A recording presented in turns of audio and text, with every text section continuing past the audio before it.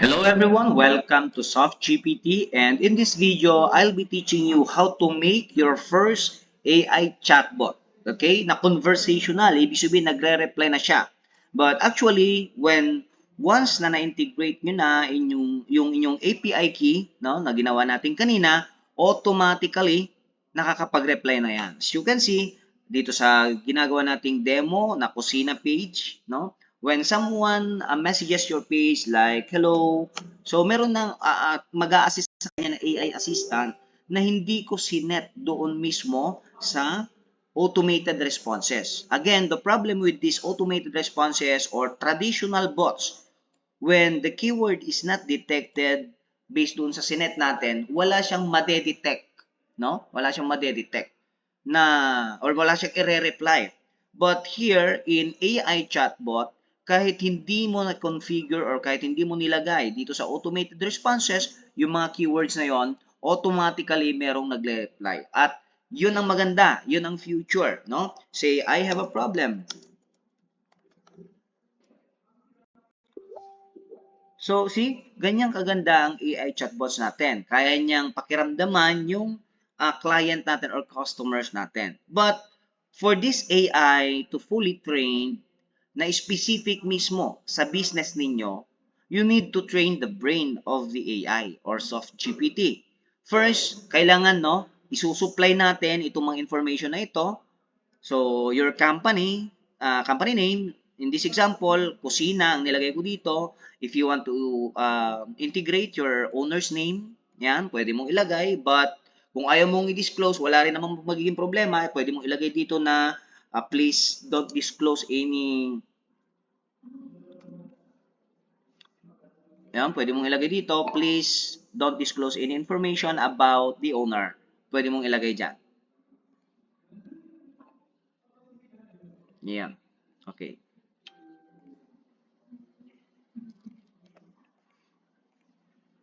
But most of the business owners, syempre, gusto nila meron din. So, pwede mong ilagay dito. Now, your business address, pwede mo rin ilagay yung business address mo.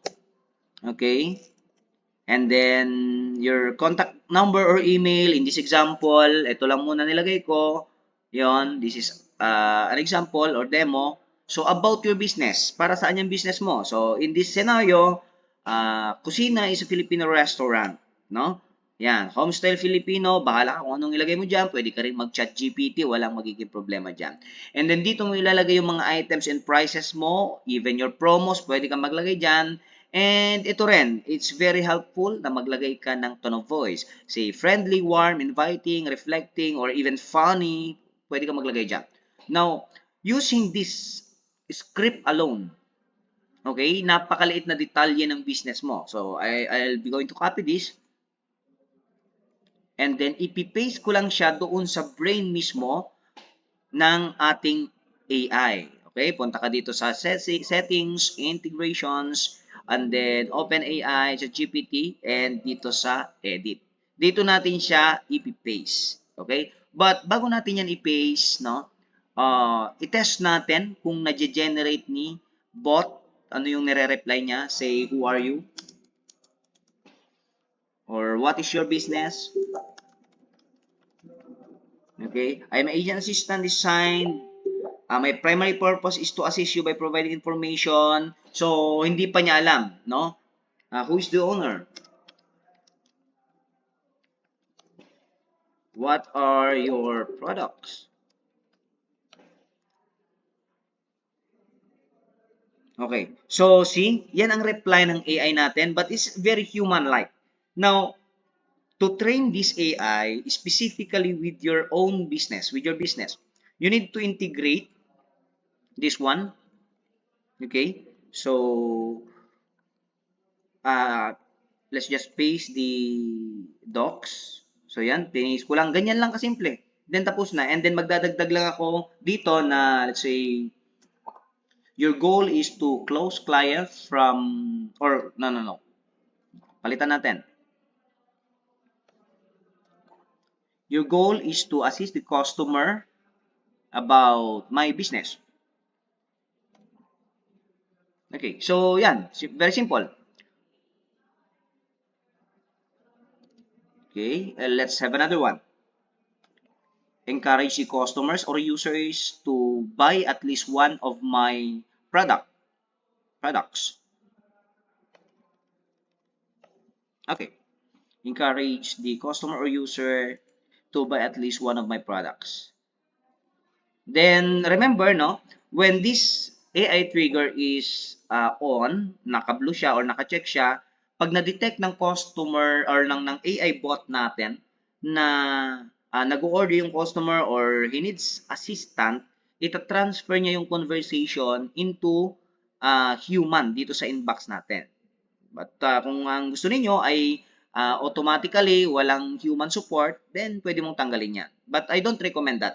Ang recommended namin, naka-on palagi itong connect to user to human, no? Nang sa ganon, if there are problems na kailangan ng human support, automatic transfer niya ito into human agent. And then, click continue.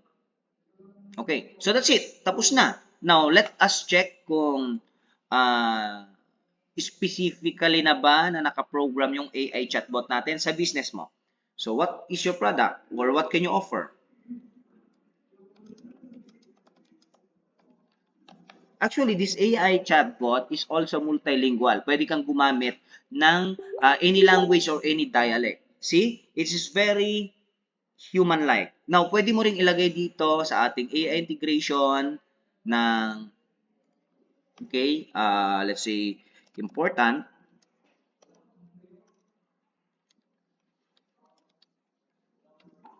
Always make sure to reply on user's language or dialect.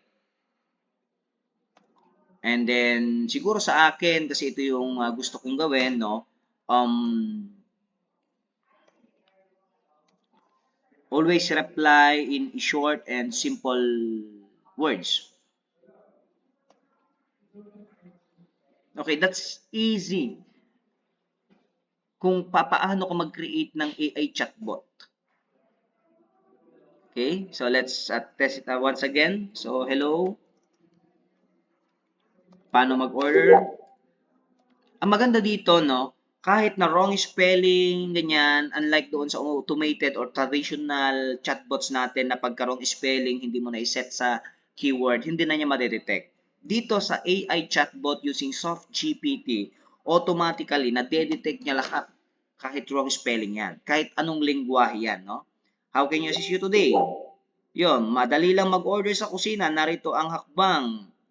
Okay, can I order?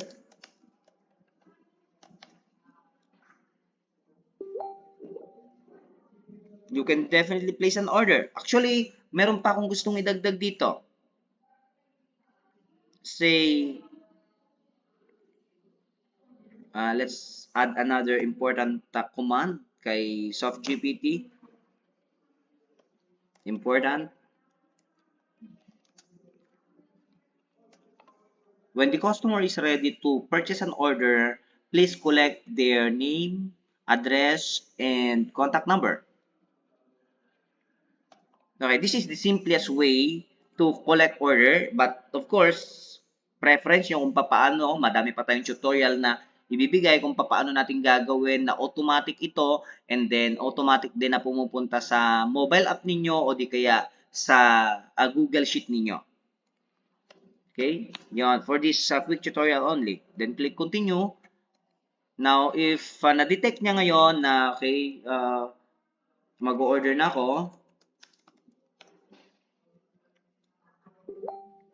sige, ibigay mo lang ang detalye ng inyong order. Anong gusto mong i-order? Kailangan ko rin ng pangalan. Napakagaling, no? Napakagaling. So, yung nilagay ko lang na yon, automatically siya nang nag-insist na kunin yung pangalan, address, contact number, and so on and so forth. Okay? So, that's it on how to make your first AI chatbot using SoftGPT software or platform.